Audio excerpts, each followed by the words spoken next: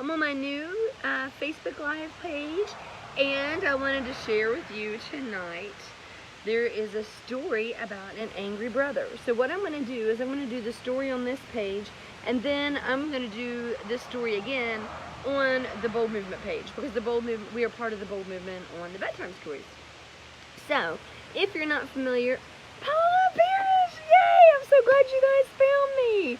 I was just getting ready to say that I was going to do one story on here and one story on the Bold Movement page, because I was thinking that we may not have, people may not find us.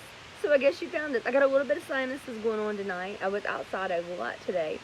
Hey Debbie, how are you? I hope you're not walking and watching this at the same time, but I'm proud of you for getting those steps in. Good job. So I am so excited that you guys are joining me tonight, and I apologize for the allergy stuff going on. I was outside a lot and it just got me. I don't know if it's the heat or if there's pollen. Maybe I'm just old. I don't know, but I got it on.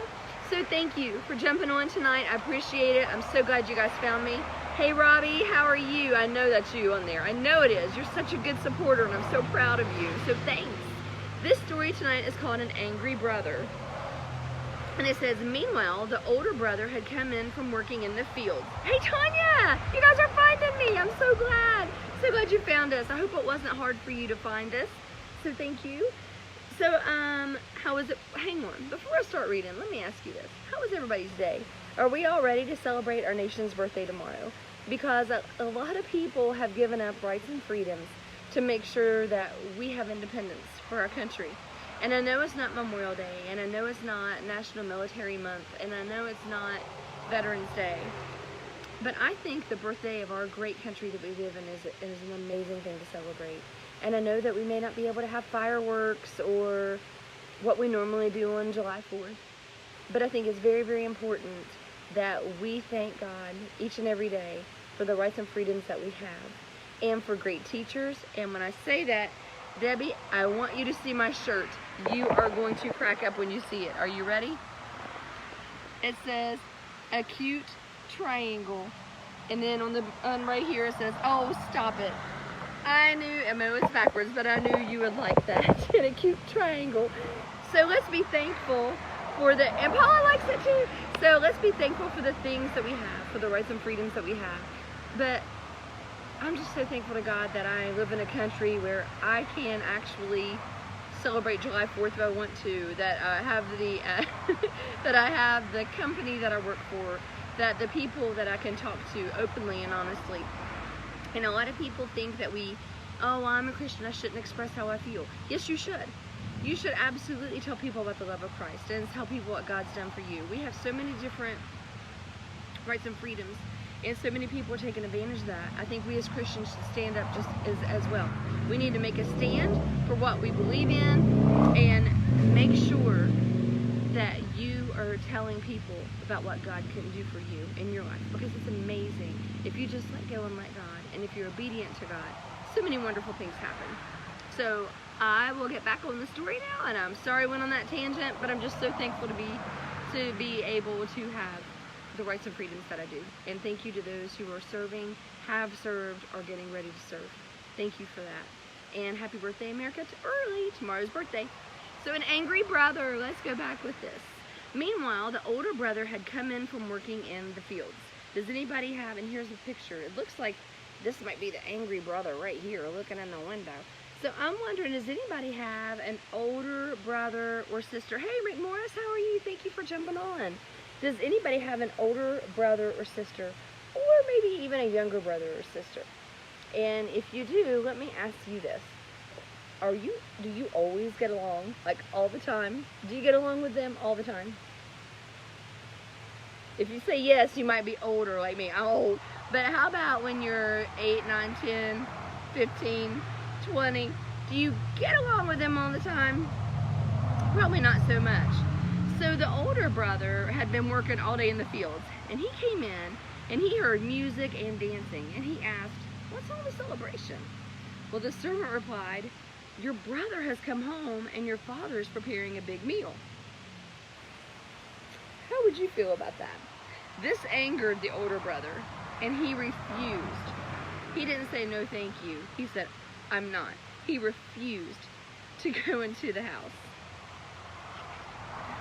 That is setting the stage for disaster, isn't it? So his father came outside and pleaded with him.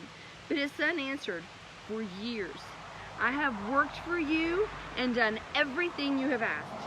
Yet you never honored me in any way or celebrated my loyalty. But when this son of yours comes home after wasting all that you gave him, you have a celebration, and it's not fair."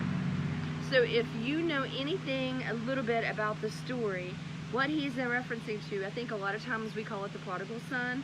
It's about the man who had two sons, and he had some money, and the younger son said, "Hey, look, I want my share now."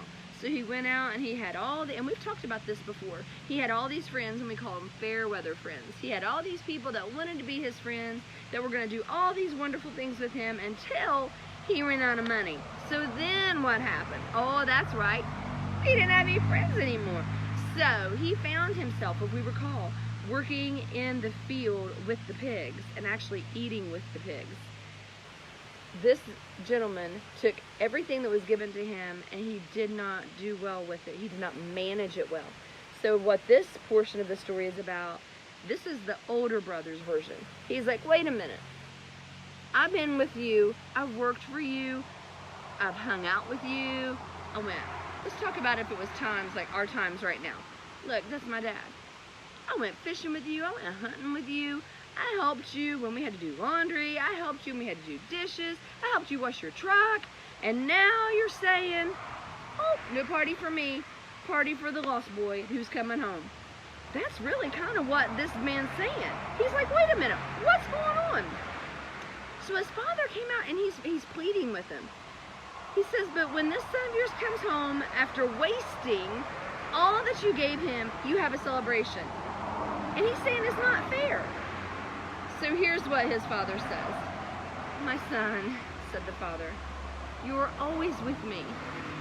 I love you and think of you always. Everything that I have is yours. But we must celebrate the homecoming of your brother. For the son I thought to be dead is alive. He was lost, but now is found." This parable taught us that it is never too late to come back to God, because he always loves you.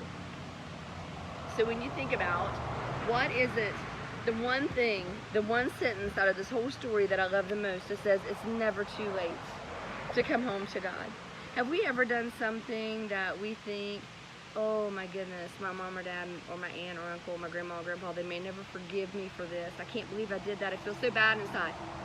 Or have you ever done something and you're like, I don't know. And I'm going to hide that from Jesus. Remember how Adam and Eve in the Garden of Eden, they wanted to try to hide, like Jesus wouldn't know? Okay, or God wouldn't know. Well, Jesus came to earth to die for us. That's it. How many people accepted him? And how many people, it's a free gift. I'm giving you the gift of life. So if I asked you, I have a free gift for you. You don't have to do anything, just accept it. Is that tempting?